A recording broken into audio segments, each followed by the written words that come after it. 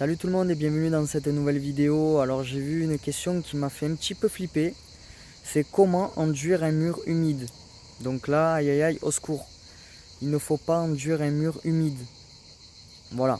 Donc premièrement déjà je vais me présenter. Bon, brièvement, parce que voilà, maintenant il y a pas mal de vidéos qui circulent, donc vous devez commencer à savoir un petit peu qui je suis. Mais je m'appelle Yvan et je suis peintre en bâtiment et décorateur depuis maintenant 10 ans. Donc pourquoi je vous dis ne pas peindre un mur humide, ne pas enduire un mur humide. Voilà, j'ai dit ne pas peindre un mur humide parce que j'ai fait une vidéo là-dessus. Pourquoi ne pas enduire un mur humide? Tout simplement parce que c'est humide, donc votre enduit ne tiendra jamais, ni votre peinture, ni rien du tout.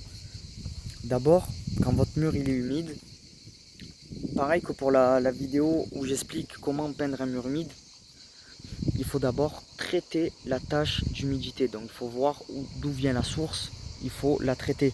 Si vous n'êtes pas capable vous de la traiter, il y avait un peu la guerre des frelons derrière moi, excusez-moi, ça faisait un petit peu peur.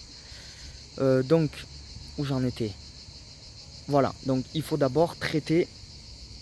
Putain, qu'est-ce qu'il me veut celui-là? Bref, encore un frelon. Je suis un petit peu derrière un arbre, je sais pas si vous voyez un petit peu tous les trous qu'il y a. Dans chaque trou, il y a un frelon qui rentre, ça fait beaucoup de frelons. Je risque un petit peu ma peau, moi, à faire la vidéo ici, mais bon, il y a l'ombre, il fait un petit peu chaud au soleil, donc on va rester là. Donc, tout d'abord, vous devez traiter la tâche la source d'humidité. Si vous n'êtes pas en mesure de la traiter, faites-le faire. Voilà, tout simplement, faites-le faire. Mais en priorité, il faut s'occuper de la source d'humidité. Si vous vous en occupez pas, tout simplement, l'humidité va continuer à couler à flot sur vos murs. Voilà, donc ça va pas aider, ça va pas vous aider à ensuite ce que le mur sèche et que vous puissiez ensuite enduire votre mur. Donc une fois que votre source d'humidité est traitée, vous allez devoir attendre maintenant que votre mur sèche. Parce que l'eau a fait tout son chemin dans le mur, donc il faut non seulement que ça sèche à la surface du mur, mais aussi à l'intérieur du mur. Voilà. Donc ça peut prendre des mois et des mois avant que ça sèche, tout dépend de la région encore une fois où vous habitez.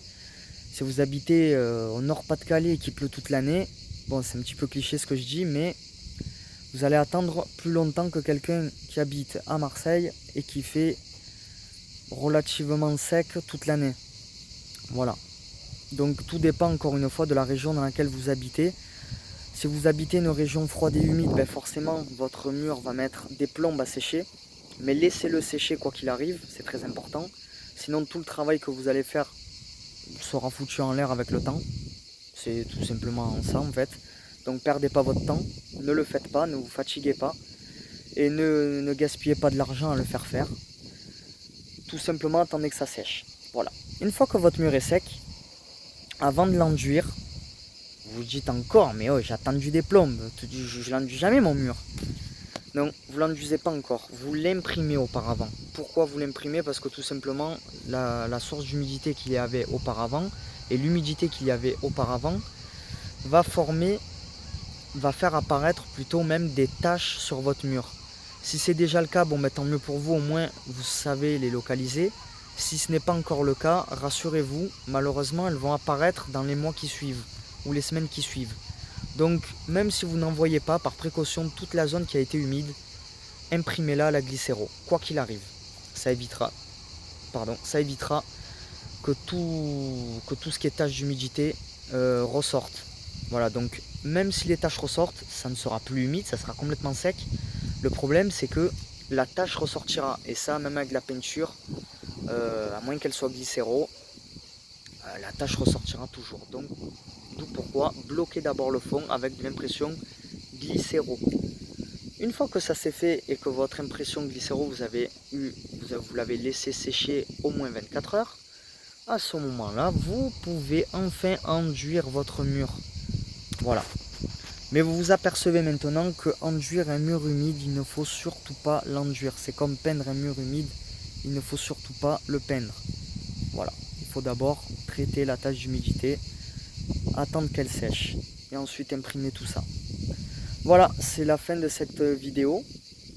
Donc bon, pour ceux qui ont bien aimé cette vidéo et la guerre des abeilles derrière moi, ben, mettez un j'aime et abonnez-vous. Si vous en avez envie, bien entendu, hein, je ne vais pas vous forcer. Et pour ceux qui n'ont pas aimé, n'hésitez pas à me laisser un commentaire ou plusieurs pour me dire ce qui ne va pas dans cette vidéo, qu'est-ce que je peux améliorer sur cette chaîne. Voilà. Ensuite, pour nos amis les curieux, il y a pour vous la description en dessous de cette vidéo. Il y a un lien, vous pouvez cliquer dessus, c'est mon site et dedans je donne plein d'informations encore gratuites qui peuvent vous aider éventuellement pour ce sujet ou même d'autres. Voilà. Donc je vous dis à tout de suite les curieux, ciao ciao.